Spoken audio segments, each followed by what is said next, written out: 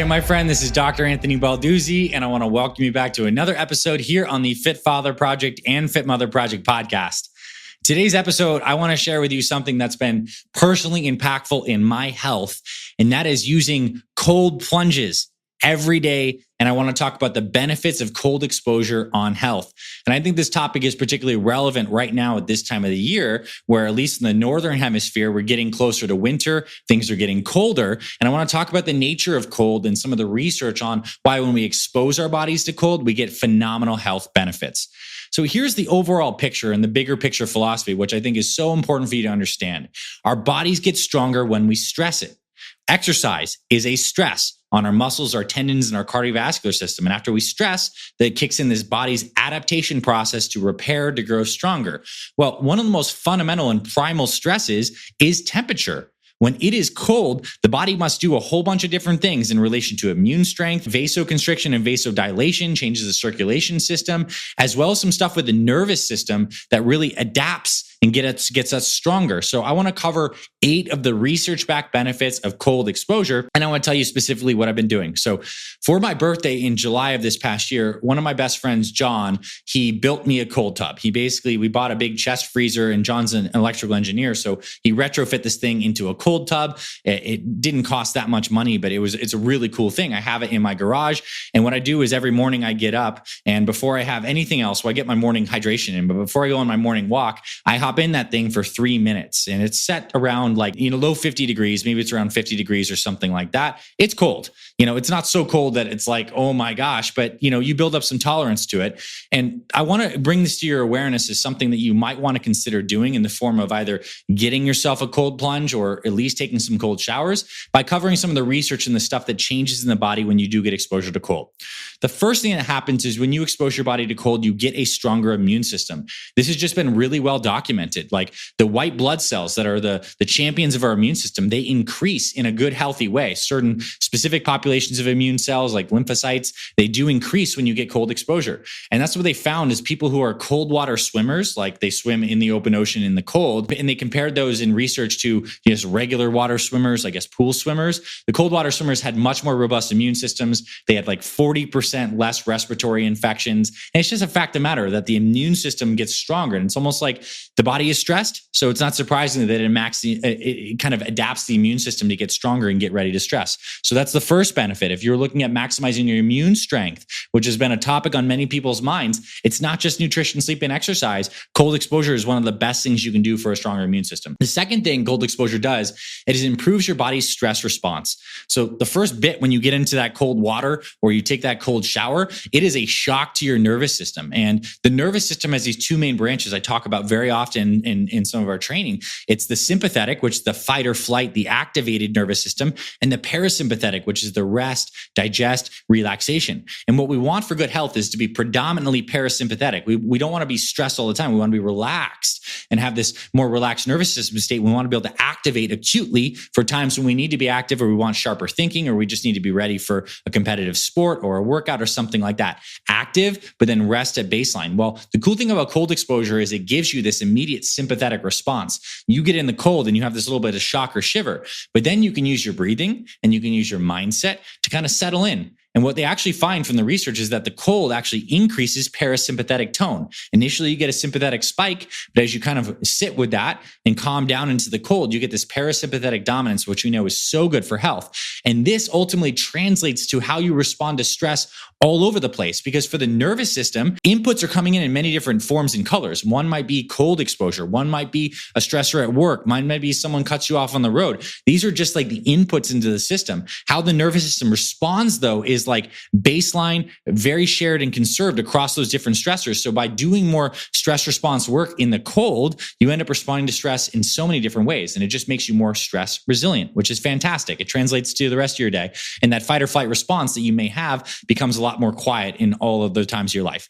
Third benefit is the cold decreases inflammation. We've all known this, growing up, if you sprain your ankle or something like that, your mom's like, put a bag of peas on it or something like that, some frozen peas. It's because cold does reduce inflammation. And there's a cool thing is like whole body cold is even more anti-inflammatory, but it does it in a pretty unique way where it decreases like a lot of the major inflammation, but it actually does balance out certain of these inflammatory cytokines, like interleukin 6 is one of them that actually has benefits for repair and regeneration. So you can reduce total body inflammation. It can be a part of healing. If you're a person that feels like you have inflammation, especially joint inflammation and stuff, this is really good. The primary way that it reduces inflammation and pain is when you get into the cold, it actually causes your body to release norepinephrine or noradrenaline. And noradrenaline activates us. It's what gets us ready to go. And it's actually something that makes the mind feel very alert and actually have a good mood. Noradrenaline is important for mood control. What it also does, noradrenaline decreases inflammation systemically. So it's a systemic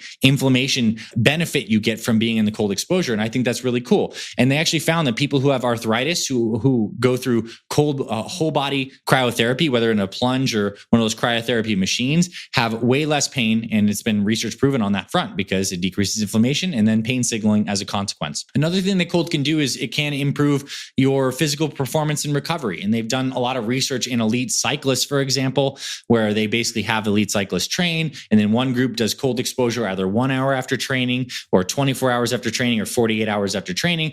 And the other group basically just trains and doesn't do anything else, doesn't have a cold exposure component in their protocol.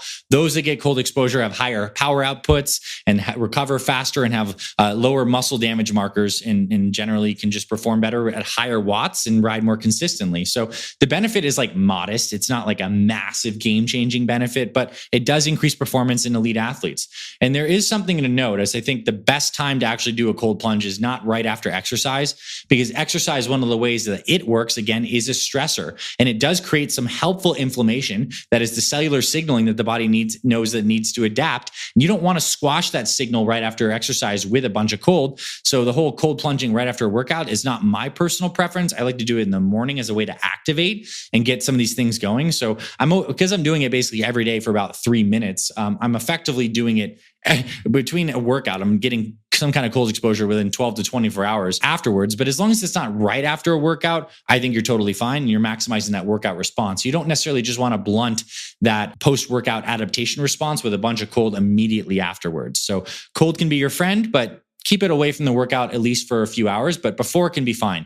Because what you'll find is when you do cold exposure, initially it reduces circulation, right? Because when you start to shiver and in like your body's shunting blood from the extremities into the core to keep you warm and those vital organs warm, after you get out, you get this reperfusion of blood. My skin turns very red afterwards. After a 3-minute cold exposure afterwards, I'm red in the skin. And this is because all the circulation comes from the central out into the extremities and you get this flushing. And this actually happens in the brain as well from cold exposure, and you get a flushing. And when new rich blood comes, it's carrying oxygen and nutrients, which vitalizes all of your key tissues. So it's a cool thing is that cold actually improves circulation. Although it reduces, you could say vasoconstriction, its acute effects long-term and improves circulation. Now, the next benefit I have that I think is really interesting is cold exposure improves fat burning, and it can improve just general like metabolic functioning. So we have a couple different kinds of fat in our body. The main fat that people think of is the white fat. This is like the subcutaneous adipose tissue, the stuff we can pinch on their bodies that we're all trying to get rid of, right?